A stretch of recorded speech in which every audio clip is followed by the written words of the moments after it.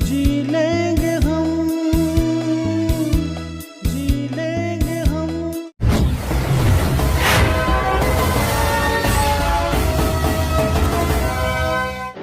नमस्कार, आप देख रहे हैं कोटा खबरी और मैं हूं आपके साथ शिवानी यादव। आज हमारे साथ कोटा शहर की दोहरी लाइफलाइन कहे जाने वाले डॉक्टर विजय सरदाना हैं, जो किसी पहचान के मोहताज नहीं है, जो एक बेहतर डॉक्टर के साथ साथ एक बेहतर गायक भी हैं। नमस्कार डॉक्टर साहब, आपका नमस्कार। कोटा खबरी चैनल पे बहुत बहुत स्वागत है। नमस्कार।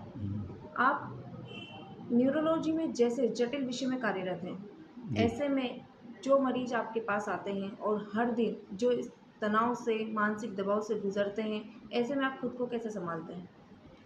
देखिए, हम ऑब्वियसली एक डॉक्टर होता है वो टेबल के इस तरफ होता है। उसको न सिर्फ रोगी का डायग्नोस करना होता है, उसकी जो मानसिक परेशानी है, उसका जो साइकोलॉजिकल एस्पेक्ट है डिज़ीज़ का, उसको भी देखना होता है। और एक होलिस्टिक अप्रोच तभी होगी जब उसको ट्रीटमेंट, इलाज या दवाइयों के साथ साथ उसको दूसरी बातें भी जो है उसके बारे में भी उसको एडवाइस दी जाए, जिसमें उसका मानसिक तनाव, डिज़ीज़ को लेकर के भ्रांतियाँ और दवाइयों के अलावा वो क्या करे कि डिज़ीज़ उसकी बेहतर हो, वो ठीक हो, ये सब चीज़ों का भी हमें ध्यान रखना पड़ता है। तो इनका सबका समावेश करके, सबका बैलेंस करके पेशेंट को एडवाइस करते हैं, तो पेशेंट के रिज़ल्ट्स ज़्यादा अच्छे आते हैं, सिर्फ दवाई देने के अलावा। आपने कोटा मेडिकल कॉलेज के प्रिंसिपल पद पर भी कार्य किया है।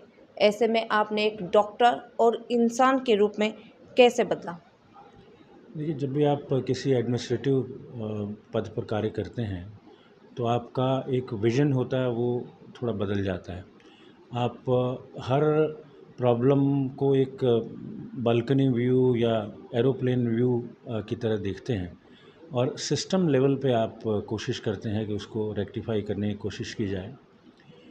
एज़ प्रिंसिपल मैंने कोशिश की कि एक रोगियों की जो पेशेंट केयर है वो तो इम्प्रूव हो ही हॉस्पिटल्स में, पर एकेडमिक्स और जो स्टूडेंट लर्निंग प्रोसेस है, अंडर ग्रेजुएट स्टूडेंट्स हैं, पोस्ट ग्रेजुएट स्टूडेंट्स हैं, न सिर्फ उनकी लर्निंग भी बेटर हो और नए नए कोर्सेस भी खुलें।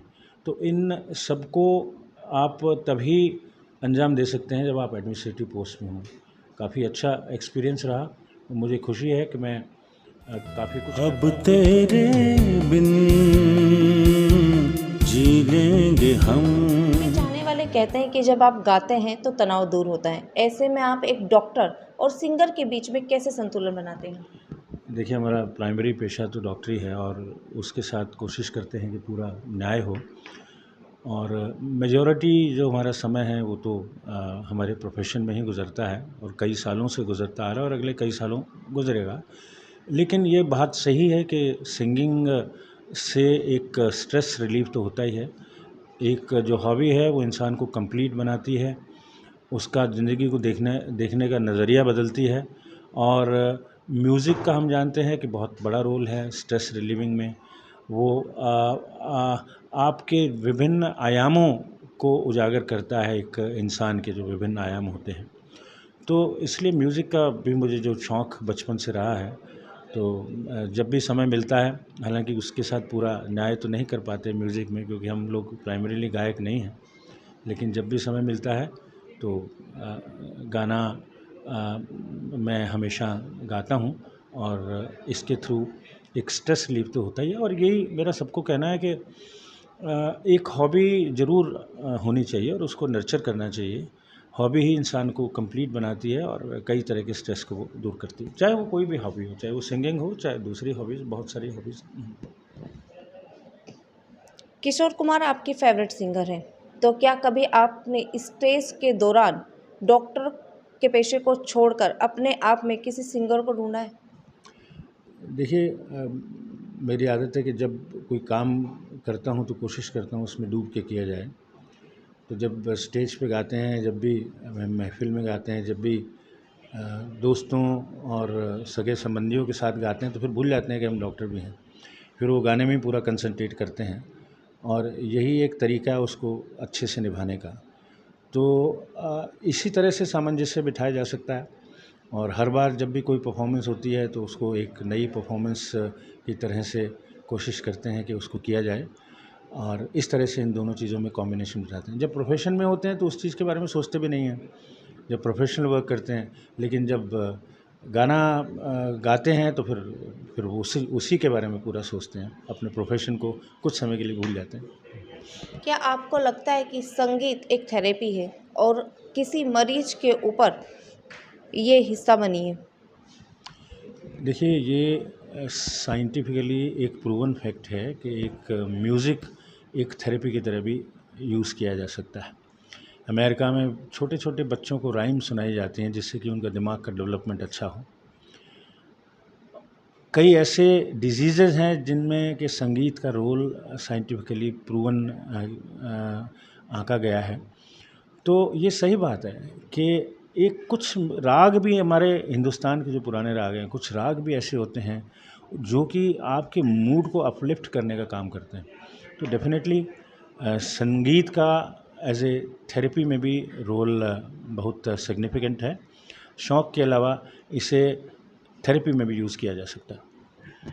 आज के युवाओं के लिए आप एक आदर्श हैं, पेशेवर सफलता और व्यक्तिगत संतुलन का एक सुंदर उदाहरण हैं। आप उन्हें क्या संदेश देना चाहेंगे करियर और जुनून के बीच फंसे? देखिए, मेहनत हमेशा करनी चाहिए। अपने प्रोफेशन की बारीकियों को बारीकी दर बारीकी पहचानना चाहिए, उसमें महारत हासिल करनी चाहिए। आप इस चीज़ में ध्यान दें कि आपको स्किल कैसे अर्न करनी है, स्किल कैसे डेवलप करनी है। बाकी सब चीज़ें अपने आप आ जाती हैं। अगर आप बाकी सब चीज़ों के पीछे भागेंगे तो फिर स्किल भी रह जाती है और बाकी सब चीज़ें भी नहीं आती। तो मेरा सबसे ये कहना है कि अपने स्किल को डेवलप करें। आप चाहे किसी भी फील्ड में हैं, चाहे डॉक्टर हैं, चाहे इंजीनियर हैं, चाहे आपका कोई भी प्रोफेशन है, पेशा है, ज्ञान को बढ़ाइए, अपनी स्किल को बढ़ाइए, बाकी सब चीज़ें अपने आप आ जाएंगी। हाँ, इतना ज़रूर मैं कहूँगा कि कुछ अपनी जो हॉबीज़ हैं उनको भी नर्चर करिए। वो आपको एक कंप्लीट इंसान बनाएंगी, एक कंप्लीट ह्यूमन बीइंग बनाएंगी। ज़िंदगी को देखने का आपका जो नज़रिया है उसको बदलेंगी। तो दोनों का समावेश होना चाहिए एक राइट प्रोपोर्शन में। ऐसा भी नहीं कि एक चीज़ ज़्यादा हो, एक चीज़ कम हो। जो चीज़ ज़्यादा होनी चाहिए वो ज़्यादा हो। आपका मेन जो काम आपका प्रोफेशन है तो वो करें। अनलेस आपका प्रोफेशन ही अगर सिंगिंग है तो आप उसके साथ जस्टिफिकेशन करें एज ए होल। तो इस तरह से दोनों चीज़ों का समावेश करके, संतुलन दोनों में बिठा करके आप ज़िंदगी में आगे बढ़ सकते हैं।